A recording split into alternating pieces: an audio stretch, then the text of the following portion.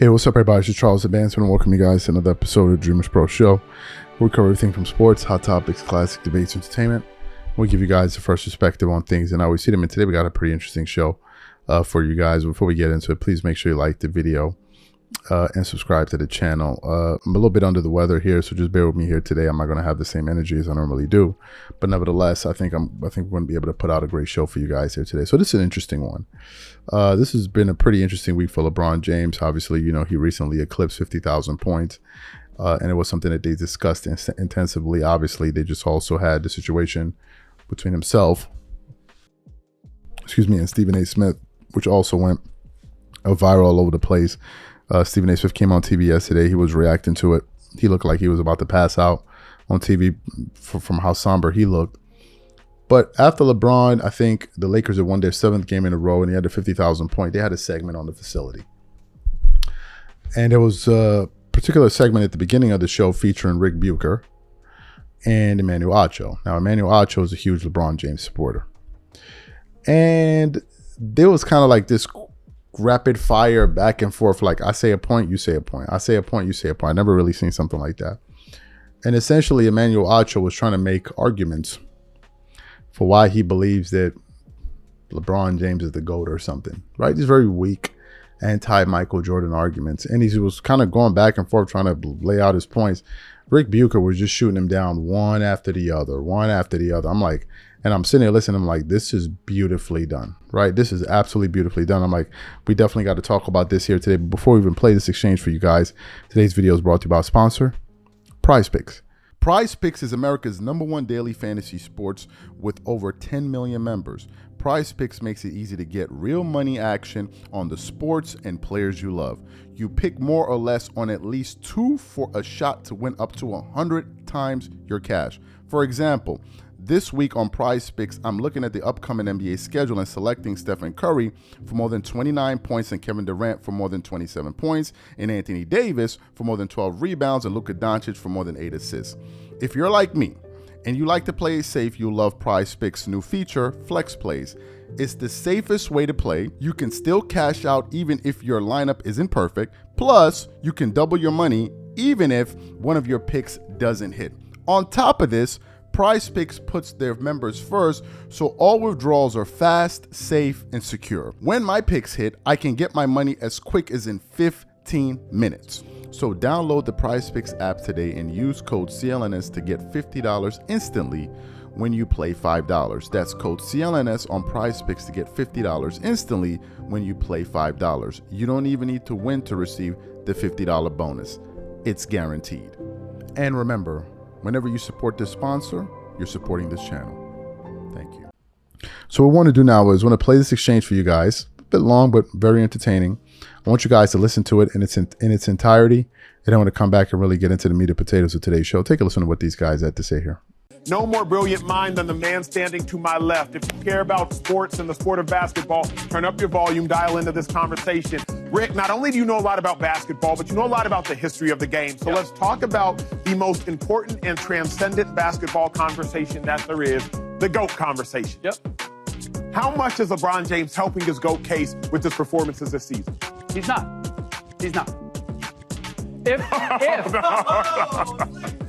I did all of that. All that setup. Yeah. 50,000 points, 17 and 20, best record the last 6, MVP campaign, and you gonna sit here and tell me he's not? He's not. And LeBron would actually agree with me that he's not, based on what he has already said. Because if it was a matter of longevity and cumulative stats, then he would have been chasing Kareem Abdul-Jabbar all this time, and he would still be trying to catch him in terms of all of the accomplishments that Kareem had. Yes, he's taken the scoring title. There's a couple other things that Kareem did that LeBron hasn't. 6 titles, for example. So, and league MVPs. Michael Jordan is the GOAT because he went to 6 for 6 and never lost. Then we're excluding the fact that LeBron James went to more championships. We're excluding the fact that LeBron James has more points. We're excluding the fact that LeBron James has more assists, that he has more rebounds, that he has quite literally more of every aggregate statistic than Michael Jordan. Michael Jordan does have more championship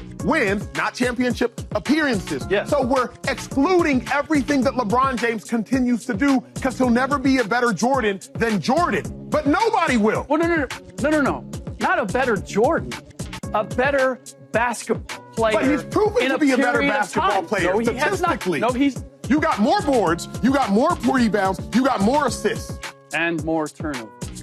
By far. We seem to eliminate those. My point is, Michael Jordan, at his best, was the best that we've ever seen. Winning championships. That 9-10 year period where he won 10 consecutive titles, won 6 championships, was the finals MVP in all 6 of them, and was NBA first team. Like, you just can't beat that. But here's my question, Slick. Yeah. What about all the other years? Michael Jordan played for more than just from 1990 to 1999. Sure. Like, he did play 85, 86, 87, 88. He did lose to the Pistons, Slick. Sure. I'm not making this up. No, you're not. So how come we exclude the beginning years, we exclude the Wizards years, we don't. And we only talk about them 10? We don't. Because that's when he hit a zenith that no one has ever reached before. It's as simple as that. In that period was when he established that he was the greatest thing we'd ever seen. And so we're not discounting the other years, but we're also not giving credit for, look, LeBron hasn't been great every single year, right? He's had his down years. He's had his down periods. He's just been around longer. And I'll go back to this. Look, when we talk about the greatest point guards of all time, John Stockton, far and away the most assists. He's generally not in the conversation. Like, would you suggest this? It's Magic Johnson, and Magic Johnson is like 7th on the list. We could suggest this, that LeBron James's floor is higher than Michael Jordan's floor, but Michael Jordan's ceiling is higher than LeBron James' ceiling. Because Michael Jordan at 39, 40, we saw it in Wizards years. Shout out to a 55-point game here and there, but he wasn't doing 26, 8, and 8. So we have to also acknowledge the fact that LeBron James is still doing it at a significantly higher clip. Without question. Well, this is the problem that I have when we go to statistics, is because over the decades, over the eras, the way the game is played has changed. And so the meaning and the significance of the statistics has changed. Brilliant. LeBron James, it is a discredit to what he has been and what he was at his best to suggest that this LeBron James, because statistically it looks the same, that he's the same player. He's so smart. He's done so much work to maintain his ability that it is impressive as hell that he's still doing what he's doing. But let me push back. Let me push back on this. Bring it. Bring it. I would suggest that the game from top to bottom is significantly more competitive today than it was then. Here's why I would suggest that. Because scouting is better.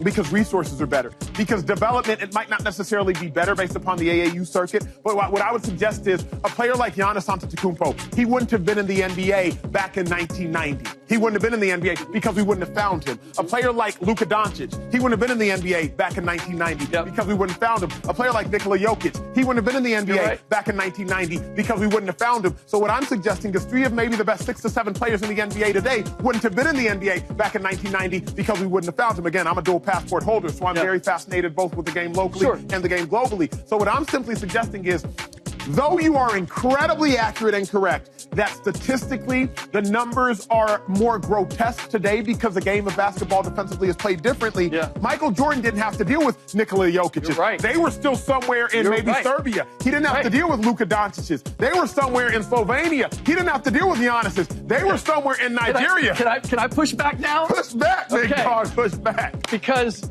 it balances out. Who are the American players today who are at the top of the food chain? Who are the MVP candidates? The Jason Tatums, the Ja Morants, the Anthony Edwardses. It's kind of, right? That's what swung, is the development of American players is not what it once was. And so, yes, we've got foreign players coming in. We've got globally, we are capturing all the talent in the world, but it balances out that the American talent is not at the same level. So you heard the exchange between these two guys, right? You heard what they had to say. What are my thoughts about this? I thought that Emmanuel Acho made some very weak points.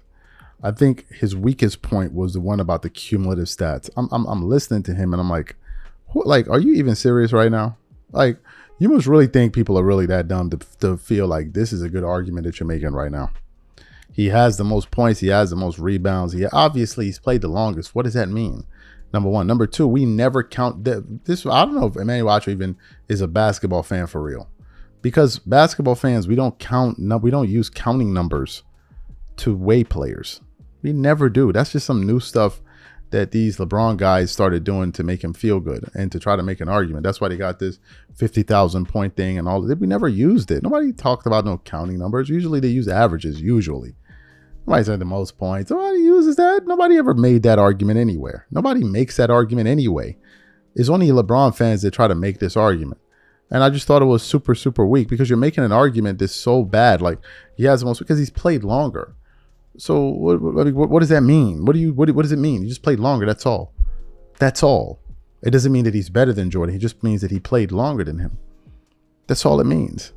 But you're trying to make this argument that he accomplished more. No, he didn't. He actually didn't. He just compiled more stats.